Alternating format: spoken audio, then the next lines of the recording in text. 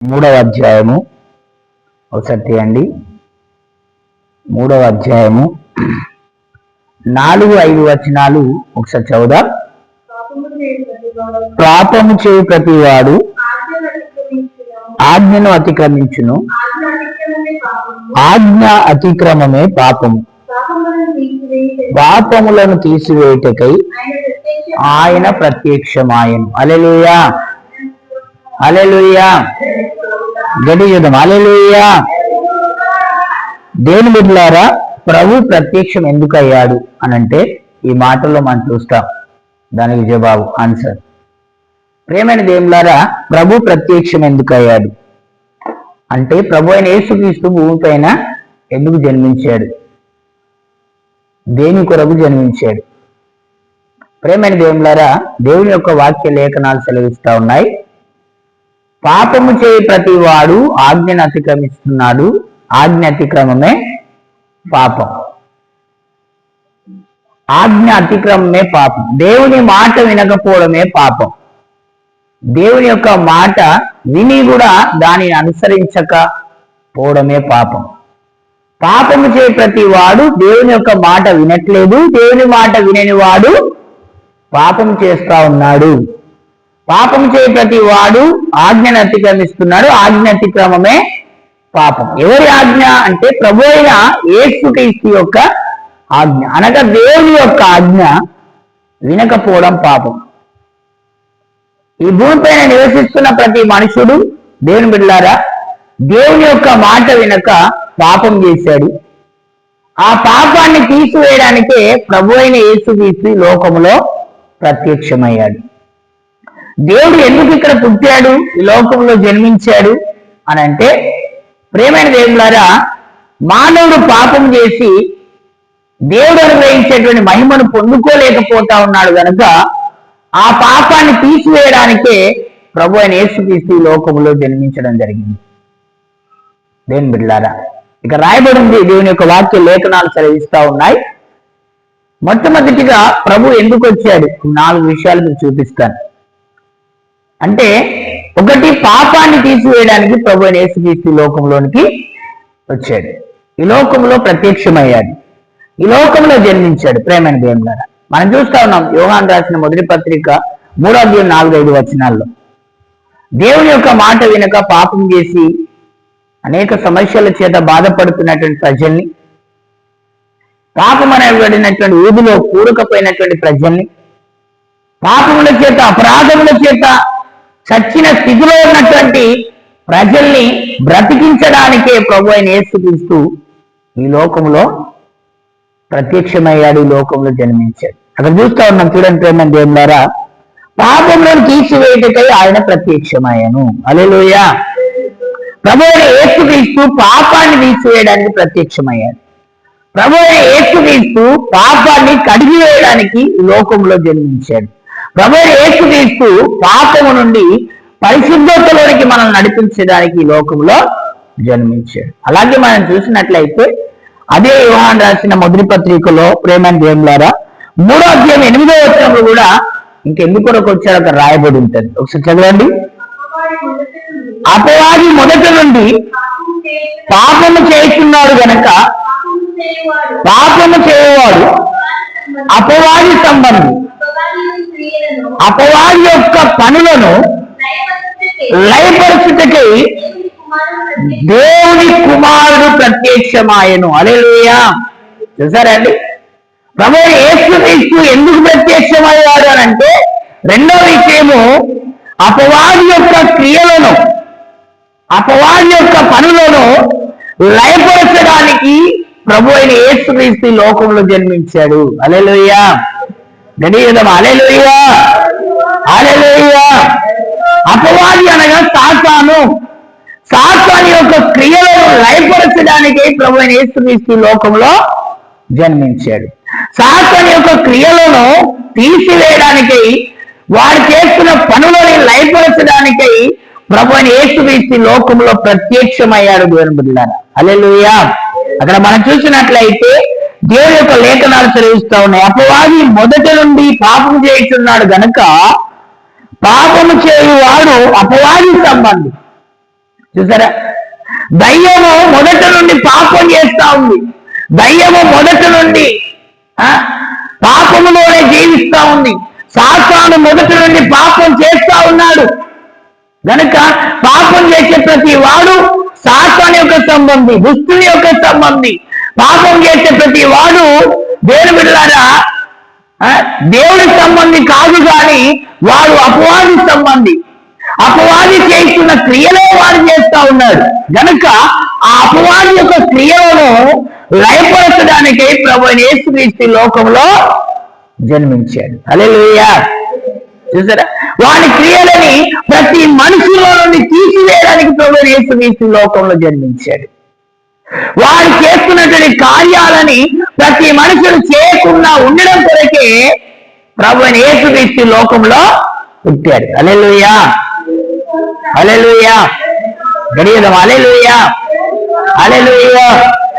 మొట్టమొదటి విషయము పాపాన్ని తీసివేయడానికై యేసు ప్రభు ఈ లోకములో జన్మించాడు. రెండో విషయము అపవాది మొదటి నుండి పాపం చేస్తూ వస్తూ ఉన్నాడు గనక పాపం చేస్తున్న ప్రతి వ్యక్తి అపవాది సంబంధి గనక ఆ అపవాది చేసినటువంటి క్రియలను లయపరచడానికై ప్రభువైన యేసుక్రీస్తు ఈ లోకంలో జన్మించాడు. హల్లెలూయా. అపవాది చేస్తున్న క్రియలు మానవుడు చేయకుండా ఉండడానికి ప్రభువైన యేసుక్రీస్తు లోకంలో ప్రత్యక్షమయ్యాడు. హల్లెలూయా. తెలియదమ్మా? రెండో విషయం ఏంటమ్మా? అపవాది చేస్తున్న క్రియలను చేయకుండా, ఆ పనులని చేయకుండా మానవుణ్ణి కాపాడడానికి ప్రభువైన యేసుక్రీస్తు లోకంలో పెట్టాడు. మూడో విషయం మనం చూసినట్లయితే దేవుని బిడ్డలారా, అదే యోహాను రాసిన మొదటి పత్రిక 4వ అధ్యాయం 9వ వచనం చూస్తే అక్కడ ఒక చక్కటి మాట రాయబోతుంటుంది. ఒకసారి చూడండి ప్రేమ దేవులారా. మనము ఆయన ద్వారా జీవించినట్లు దేవుడు తన అద్వితీయ కుమారుని లోకములోనికి పంపాను. చూసారా? హల్లెలూయా. ఆ చదువమ్మా. దేవుడు మన యందుంచిన ప్రేమ ప్రత్యక్షపరచబడింది. హల్లెలూయా. చూసారా? అక్కడ చాలా చక్కగా దేవుని యొక్క లేఖనాలు సెలవిస్తా ఉన్నాయి. మనము ఆయన ద్వారా జీవించినట్లు దేవుడు తన అద్వితీయ కుమారుణ్ణి లోకములోనికి పంపాడు. అద్వితీయ కుమారు అంటే ఒక్కడైనటువంటి కుమారుడు. మనము జీవిస్తున్నట్లుగా, మనము బ్రతుకున్నట్లుగా, జీవ మార్గాన్ని మనకు చూపించినట్లుగా ప్రభువైన యేసుక్రీస్తు ఈ లోకములో జన్మించాడు. హల్లెలూయా. మనము జీవించడం కొరకు, మనం బ్రతకడం కొరకు. ఎందుకు మనం జీవం కలిగిన వారముగా లేవా? ఆయన వచ్చి మనలో జీవింప చేయన్నా అంటే మనలో జీవం ఏమాత్రములో లేదు. మనలో జీవం ఏమాత్రం కూడా లేదు. అమ్మా వినమ్మా, మనలో జీవం ఏమాత్రం కూడా లేదు. మనము నశించిపోయే స్థితిలో ఉన్నాం, నిర్జీవమైనటువంటి స్థితిలో ఉన్నాం. ఏ మనుషుడు మనలా జీవింపలే చేయని స్థితిలో మనం కూడకపోయి ఉన్నాం. కనుకనే ఏ మనిషిని ద్వారా మనకు జీవము లేదు. కనుకనే ప్రభువైన యేసుక్రీస్తు పరిశుద్ధునిగా, మనుష్య కుమారుడిగా ఈ లోకంలో మనలందరినీ జీవింప చేయడానికి జన్మించాడు. హల్లెలూయా. గడియడం. హల్లెలూయా, హల్లెలూయా. మూడో విషయం ఏంటయ్యానంటే మనలో జీవింప చేయడానికి యేసయ్య ఈ లోకంలో జన్మించాడు. మనలా ఉజ్జీవింప చేయడానికి యేసయ్య ఈ లోకంలో జన్మించాడు. అందుకే ప్రభువైన యేసుక్రీస్తు లోకంలోనికి వచ్చినప్పుడు ఆయన ఒక మాట చెప్పాడు. సాతానుతో అన్నాడు. ఆ మాట ఏమన్నాడు ఆయన? మనుషుడు రొట్టె వలన మాత్రమే కాదు కానీ దేవుని నోట నుండి వచ్చే ప్రతి మాట వలన జీవించును. హల్లెలూయా. ప్రభువైన యేసుక్రీస్తు సాతానుతో వాదిస్తున్నటువంటి సమయంలో ఈ మాట పలికాడు. ప్రతి మనుషుడు దేవుని ద్వారానే జీవిస్తాడు, దేవుని మాట వలనే బ్రతుకుతాడు. అందుకే చర్చికి వస్తున్న మనం అందరం కూడా ప్రేమైన దేవుడు ప్రతి వారము చర్చికి ఎందుకు రావాలయ్యానంటే దేవుని మాటలు విని ఆ మాటలో ఉన్నటువంటి జీవాన్ని మనం పొందుకోవడానికి చర్చికి రావాలి. దేవుని యొక్క వాక్యాన్ని వినాలి. ఏం చేయాలమ్మా? దేవుడి యొక్క వాక్యాన్ని వినాలి. ఆ వాక్యము మనల్ని జీవింపజేస్తుంది. ఆ వాక్యమే దేవుడు అయినాడు కనుక, దేవుడే వాక్యమైన కనుక, వాక్యమైన దేవుడు మనల్ని జీవింపజేయడానికి, మనల్ని బ్రతికించడానికి ఆయన ఈ లోకంలో జన్మించాడు. ఆయన ఈ లోకంలో ప్రత్యక్షమయ్యాడు. దేవుడి బిడ్డ ఆయన ఈ లోకంలో మనందరి కొరకు పుట్టాడు. హల్లెలూయా, హల్లెలూయా, గడియడం హల్లెలూయా, హల్లెలూయా. ఇది 3వ విషయం. 4వ విషయం చెప్పుకుందాం. ఒకసారి నిర్గమకాండాన్ని కొద్దాం ప్రేమ దేవులారా. 4వ విషయము నిర్గమకాండం 3వ అధ్యాయము 8వ వచనం చదువుదామా. కాబట్టి ఐగుప్తుల చేతిలో నుండి వారిని విడిపించుటకు ఆ దేశంలో నుండి విశాలమైన మంచి దేశమునకు, అనగా కానానీయులను, హిత్తీయులను, అమోరీయులకు, పెరిజీయులకు, హివ్వీయులకు, యెబూసీయులకు నివాస స్థానమైన పాలు తేనెలు ప్రవహించే దేశమునకు వారిని నడిపించుటకు దిగి వచ్చి ఉన్నాడు. హల్లెలూయా. యేసు ప్రభు ఆ పరలోకమును విడిచి, ఆ మహిమ కలిగినటువంటి ఆ రాజ్యమును విడిచి తండ్రితో ఉండుట భాగ్యమని ఎంచుకొనక తన్ను తానే వ్యక్తినిగా చేసుకొని ఈ లోకంలోనికి దిగి వచ్చాడు. ఈ లోకంలోనికి దిగి వచ్చాడు. కారణం ఏంటయ్యానంటే, దేవుని బిడ్డలారా, విశాలమైనటువంటి దేశం లేడానికి, విశాలమైనటువంటి దేశంలో మనల్ని ఉంచడానికి, పాలు తేనెలు ప్రవహించేటువంటి దేశానికి మనం వారసులుగా చేయడానికి ప్రభువుని యేసుక్రీస్తు ఈ భూమిపైకి దిగి వచ్చాడు. హల్లెలూయా, జయడం హల్లెలూయా, హల్లెలూయా, హల్లెలూయా, జయడం హల్లెలూయా, ఇంకా జయడం హల్లెలూయా.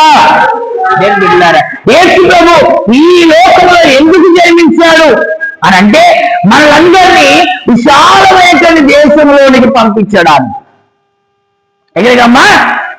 చీకటి రాత్రులు లేనటువంటి ఆ మహిమ కలిగినటువంటి రాజ్యానికి మనం అందరినీ వారసులుగా చేయడానికి ఆయన దిగి వచ్చాడు. ఆ ఉన్నతమైనటువంటి స్థలంలో మనమున్నట్లుగా ఆయన మన కొరకై ఆ ఉన్నతమైనటువంటి స్థలాన్ని విడిచి దిగి వచ్చాడు. దేవుని బిడ్డలారా, ఆ ఉన్నతమైనటువంటి స్థలాన్ని విడిచి దిగి వచ్చాడు. కారణం ఏంటంటే ఒకటే కారణం, మనమందరం కూడా ఉన్నతమైనటువంటి స్థలానికి వెళ్ళడానికి, మనమందరం కూడా ఆ ఉన్నతమైనటువంటి స్థలాన్ని సంపాదించుకోవడానికి, ఆయన ఉండే చోట మనమున్నట్లుగా మనల్ని ఆయనతో కూడా ఉంచుకోవడం కొరకు, లేకపోతే మనం ఆయనతో కూడా యుగాలు తరతరాలు శాశ్వత కాలం జీవించి ఉండడం కొరకు ఆయన మన కొరకు ఈ లోకానికి దిగి వచ్చాడు. అక్కడ మనం చూసినట్లయితే, కాబట్టి ఐగుప్తుల చేతిలో నుండి వారిని విడిపించేటప్పుడు ఆ దేశంలో నుండి విశాలమైన మంచి దేశమునకు, అనగా కానానీయులు, హిత్తీయులు, అమోరీయులు, పెరిజీయులు, హివ్వీయులకు, యెబూసీయులకు నివాస స్థానమైన పాలు తేనెలు ప్రవహించే దేశమునకు వారిని నడిపించుటకు దిగి వచ్చి ఉన్నాడు. హల్లెలూయా. చూసారా? ఐగుప్తుల చేతిలో నుంచి విడిపించడానికి, పాపముల చేత అపరాధముల చేత పట్టబడినటువంటి ఆ ప్రజల చేతిలో నుంచి, ఆ సాతాను యొక్క కబంగా హస్తాలో నుంచి విడిపించడానికి ప్రభువుని యేసుక్రీస్తు లోకంలోనికి దిగి వచ్చాడు. ఐగుప్తు అంటే ఏంటమ్మా? ఐగుప్తు ఎలా ఉంటది? ఐగుప్తు యొక్క స్థితిగతులు ఏంటి? ఐగుప్తు ప్రేమని దేవుళ్ళ బహు విగ్రహారాధన కలిగినటువంటి ప్రాంతం. ఐగుప్తు ప్రేమించిన పాపముల చేత అపరాధముల చేత నిండుకొనినటువంటి ప్రాంతం. ఐగుప్తు ప్రేమించ ఇశ్రాయేలుని భయంకరముగా శ్రమ పెట్టినటువంటి ప్రాంతం. ఏ ప్రాంతం అమ్మా? ఇశ్రాయేలుని భయంకరముగా శ్రమ పెట్టినటువంటి ప్రాంతం. ఆ శ్రమలో నుంచి, ఆ ఇబ్బందులో నుంచి, ఆ శ్రమలో కొలిములో నుంచి ఇశ్రాయేలుని మాత్రమే కాదు, మనలందరిని కూడా ఆయన విడిపించడానికి ఈ లోకంలోనికి దిగి వచ్చాడు. హల్లెలూయా, హల్లెలూయా. విశాలమైన దేశం, చీకటి రాత్రులు లేనటువంటి దేశము, పాలు తేనెలు ప్రవహించే దేశము. ఆ దేశాన్ని మనకి ఇవ్వడానికి, ఆ దేశానికి మనలందరినీ వారసులుగా చేయడానికి ప్రభువైన యేసుక్రీస్తు లోకంలో జన్మించాడు. ఆయన ప్రత్యక్షం కావడానికి కారణాలు, చాలా కారణాలు ఉన్నాయి. ఇంకా ప్రేమ దేవులారా, ఆయన ప్రత్యక్షం కావడానికి కారణాలు. అందుకొరకే దేవుని బిడ్డలారా, దేవదూత గొల్లల దగ్గరికి వచ్చి చెప్తా ఉంటది చాలా చక్కగా. మనం చూస్తాం లూకాసు వార్తలో. ప్రేమ దేవులారా, ఒకసారి చూసినట్లయితే లూకాసు వార్త 2వ అధ్యాయంలో, 2వ అధ్యాయము 10వ వచనం ఒకసారి. అయితే ఆ దూత, భయపడకుడి, ఇదిగో ప్రజలందరికీ కలగబోవు మహా సంతోషకరమైన సువార్తమానం నేను నీకు తెలియజేయుచున్నాను. దావీదు పట్టణమందు నేడు రక్షకుడు నీ కొరకు పుట్టి ఉన్నాడు. హల్లెలూయా, గడియదమా, హల్లెలూయా. చూసారా ప్రేమైన దేవులారా, దేవుని దూత గొల్లల దగ్గరికి వచ్చి చెప్తా ఉంది. ప్రేమైన దేవులారా, దేవుని దూత గొల్లల దగ్గరికి వచ్చి చెప్తా ఉన్నాడు. ఏమనంటే ప్రేమైన నాకు చూసినట్లయితే, అయితే ఆ దూత భయపడుకుని, ఇదిగో ప్రజలందరికీ కలగబో మహా సంతోషకరమైన సువార్తమానం. ఏ వర్తమానం అంటమ్మా? ప్రజలందరికీ కలగబో మహా సంతోషకరమైన సువార్తమానం. దావీదు పట్టణమందు నేడు రక్షకుడు మీ కొరకు పుట్టి ఉన్నాడు. ఆ రక్షకుడే పాపాన్ని తీసివేయడానికి పుట్టాడు. ఆ రక్షకుడే ప్రేమ దేవులారా అపవాది క్రియలను లయపరచడానికి పుట్టాడు. ఎందుకొరకు పుట్టాడు? అపవాది క్రియలను లయపరచడానికి పుట్టాడు. మనం అపవాది కబంధలను హస్తలో ఉండకుండా విడిపించడానికి పుట్టాడు.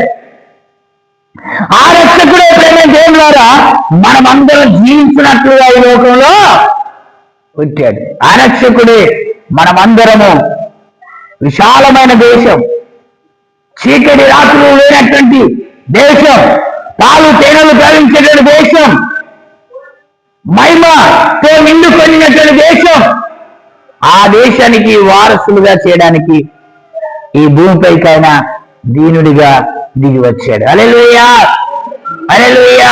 అందుకొరకే దేవుని దూత వచ్చి చెప్తా ఉంది, దేవుని దూత వచ్చి చెప్తా ఉన్నారు ప్రేమ దేవుడు ఏంటంటే, ప్రజలందరికీ కలగబో మహా సంతోషకరమైన సువార్తమానం. దావీదు పట్టణమందు నేడు రక్షకుడు మీ కొరకు పుట్టి ఉన్నాడు. ప్రభు ప్రత్యక్షం కావడానికి కారణాలు ఇంకా చాలా కారణాలు ఉన్నాయి బైబిల్లో. కానీ ప్రేమ దేవులారా, ఈరోజు 4 కారణాల గురించి మనం తెలుసుకుందాం. సోదరుడా, సహోదరి, ప్రభువైన యేసుక్రీస్తు జన్మించడానికి కారణాలు మనం చూసాం. మనందరి కొరకు జన్మించినటువంటి యేసయ్య వాళ్ళందరినీ రక్షించడానికి ఈ లోకంలో దీనుడిగా జన్మించాడు. అలాంటి ప్రభు ఈ లోకంలో జన్మించడమే కాకుండా మన హృదయాల్లో కూడా జన్మించడానికి మనం ప్రభుకి హృదయాల్లో చోటు ఇచ్చేవారికి ఉండాలి. దేవుడి మాటలు మన ఇంట్లో ఫలింపచేయను గాక. అందరం తల ఉంచినట్లయితే ప్రార్థన చేసుకుందాం. ప్రభు దగ్గర మన జీవితాన్ని పెడదాం.